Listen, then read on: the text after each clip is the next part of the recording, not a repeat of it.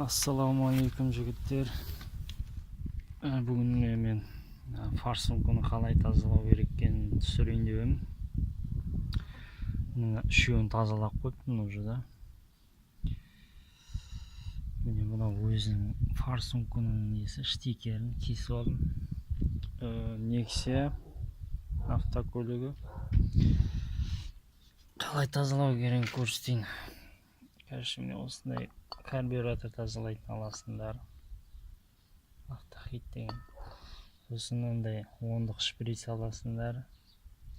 Сосын изолента.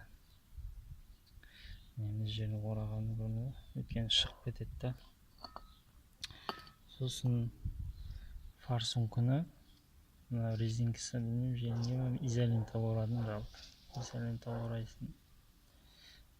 Сосын мына жерге ұстау қиындау, мына жерге бетейіп тығасын. Қазір көрсетерім ол. Так, міне форсунканы тықтық. Көрдіңіздер, ондық шприц. Ол не? Короче, таза сосын штикерін тығасыңдар.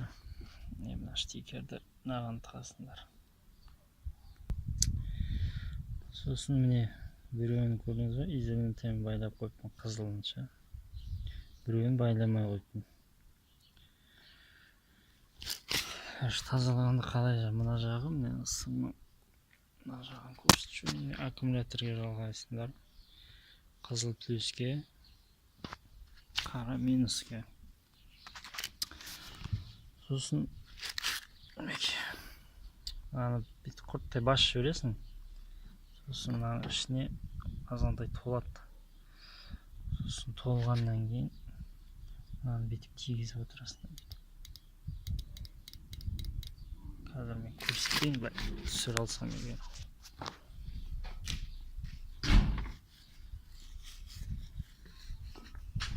Түсіру оңғайсы, короче.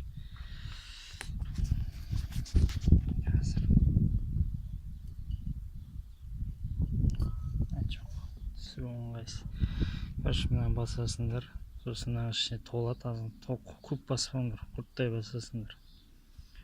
Сосын құрттайдың тық-тық-тық-тық піс-піс-піс етіп атып отырады. Басында бітеліп атады, сосын жақсы шашырып бастағасын, сосын тазаланған болған ол.